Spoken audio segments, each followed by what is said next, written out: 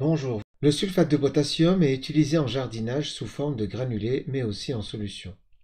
La solution contient des ions potassium K+, et des ions sulfate SO4-. Le potassium permet de faciliter la photosynthèse des plantes. Première question, on te demande quel est l'ion monoatomique? Alors pour cette question, si on décompose le terme monoatomique, il y a le terme atomique qui veut dire atome et mono qui veut dire un seul. Quand on regarde les deux ions on a SO4- et K+. On voit ici qu'on a un atome de soufre et 4 atomes d'oxygène, alors que là, on n'a qu'un seul atome de potassium. Donc, c'est lui l'ion monatomique. Question numéro 2. Est-ce un cation ou un anion? Alors, quand on écrit que K+ est un ion positif, donc on se réfère à ce plus-là. Et je vous avais dit, le moyen mnémotechnique, c'est dans le terme anion ou cation, on regarde la partie qui est juste avant ion. Soit c'est un N qui rappelle négatif, soit c'est un plus, ici dans le T du plus. Donc, ici c'est un cation. C'est un moyen mnémotechnique. Question numéro 3. Donne la composition atomique de l'autre ion. L'autre ion, c'est SO4-. Alors, quand on lit comme ça, vous avez appris en quatrième que le nombre qui est en bas à droite était relatif à O, c'est-à-dire 4O. En bas à droite de S, il n'y a rien. Quand il n'y a rien, ça veut dire 1. Donc, il y a un atome de soufre, 4 atomes d'oxygène. Ce 2-, ça, c'est lié aux charges.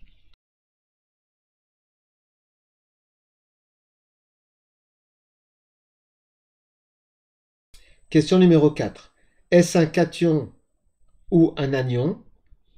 Donc ici, c'est une charge négative.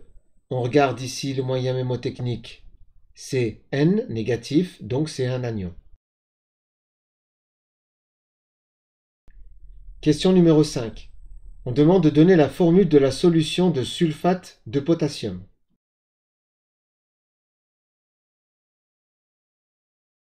Alors dans cette solution, on va retrouver des ions K+, et SO4-. Si on les associe tous les deux, sans prendre de précautions, on va avoir K+, plus SO4-. Alors, je décortique un petit peu maintenant les charges. Ici, ça veut dire qu'il y a 2 électrons. Il y a ici 2 électrons en plus. Le plus, on avait dit qu'il y avait un électron en moins. Je vous rappelle que pour connaître, pour savoir s'il s'agit d'une perte ou d'un gain d'électrons, on se souvient qu'un atome est électriquement neutre. Je fais un dessin par exemple. Si on a par exemple 3 protons dans le noyau, alors on a nécessairement 1, 2, 3 électrons, sachant que les électrons sont chargés négativement. 1, 2, 3 électrons, 3 moins, 3 plus. Si on fait 3 moins plus 3 plus, ça c'est un atome avec aucune charge,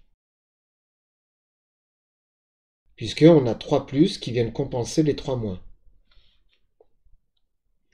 Les 3 moins, ce sont les charges négatives qui sont là.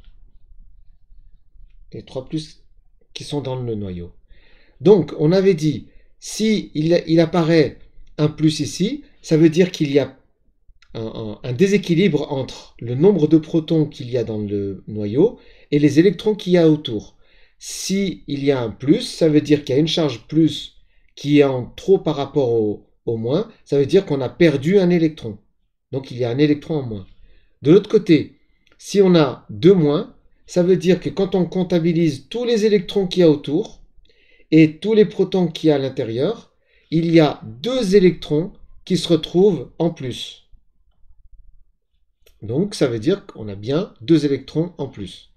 Maintenant, si on fait ça, lui, il a 2 électrons en plus, lui, il en a un en moins. Si on associe les deux, ça veut dire que lui va donner un ici, donc lui va se retrouver avec K.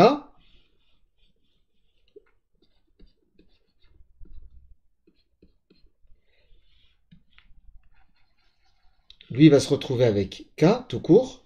Et puis, on va avoir SO4 moins. Donc ça c'est parce qu'il y a 2 charges électriques négatives en trop. Lui, il en a besoin d'une, donc il va y avoir hop, un transfert, lui il va en donner 1, donc lui il va se retrouver avec K, il a le même nombre d'électrons que de protons dans son noyau. Néanmoins, lui, il aura encore un électron en trop. Donc si on prend aucune précaution, eh bien, on va avoir une solution qui s'écrit KSO4-. Or, ça, ce n'est pas possible. Alors, on peut le représenter de la manière suivante. Dans une solution où on a des K+, et des SO4 de moins, si on fait ça, ça veut dire que, en termes de charge, cette solution serait chargée, ce qui n'est pas possible. On n'a pas de solutions qui ne sont pas chargées. Donc, ce n'est pas possible. Pas possible, car chargée. La solution est chargée. Et alors la parade, en fait, c'est qu'il faudrait, pour compenser ces deux électrons en trop, il faudrait rajouter un K+. Donc, si on fait ça,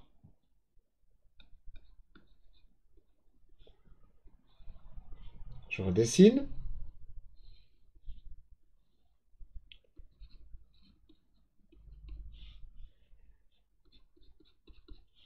Maintenant, si je rajoute un K+, ce qui va se passer, lui a 2 électrons en trop. Il va en donner un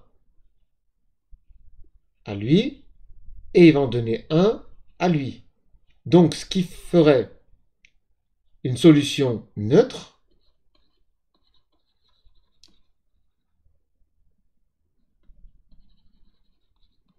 ce qui va très bien. Et en termes d'écriture, comment ça s'écrit? On écrit K, comme il y a 2 K+, on va écrire comme ce qu'on a appris en quatrième, le nombre d'atomes de K en bas à droite. SO4, K2, SO4. Et donc ça, c'est la solution, la réponse à la question 5. Alors on peut se demander, dans une solution, il n'y a pas que 1 SO4 de moins et 2 K+. Ça se compte par milliards. Donc dans une solution, ça va aller toujours dans le sens où s'il y a un ion SO4 de moins, il y aura quelque part 2 K+. Comme dans une solution, il y en a des milliards, donc je vais en dessiner un deuxième, alors il y aura un plus là et un plus là. De façon à ce qu'on ait toujours le double de K+, que de SO4 de moins. Chaque SO4 de moins, lui, doit avoir 2 K+. Si j'en dessine un ici, un autre, alors je vais dessiner un K+ ici, et un K+ là. Vous avez compris? J'en dessine un autre, un dernier, donc je dois en dessiner deux autres K+. Donc, si on compte, on a 1, 2, 3, 4 SO4 de moins. Comme on devrait en avoir le double, on devrait en avoir 8. Donc 1, 2, 3, 4, 5, 6, 7, 8. De cette façon, on a toujours le double de K+, par rapport à ce 4 de moins. Et est-ce que ça s'écrit de la même façon? Eh bien oui, si on résume, quand on écrit une formule, on écrit toujours la formule la plus réduite. C'est-à-dire, là, il faudrait que j'écrive en réalité K8, puisqu'il y en a 8, et des SO4, il y en a combien? J'ai mis, vous avez vu la parenthèse que j'ai mis ici. Il y en a combien? Il y en a 4.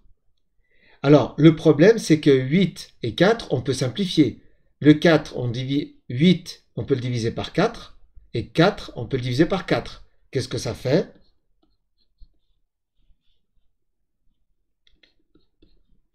K, 8 divisé par 4, ben ça fait 2. SO4, 4 divisé par 4, ça fait 1. Donc ça s'écrit. Les parenthèses qui sont ici, dans ce cas, sont inutiles parce que ici on a 1. Donc ça fait K2, SO4. Voilà, j'espère que cette vidéo t'a plu. Pense à mettre un pouce vers le haut pour m'encourager à poursuivre, à t'abonner si ce n'est pas déjà fait, et à activer la cloche pour être informé des nouvelles vidéos. Allez, bon courage!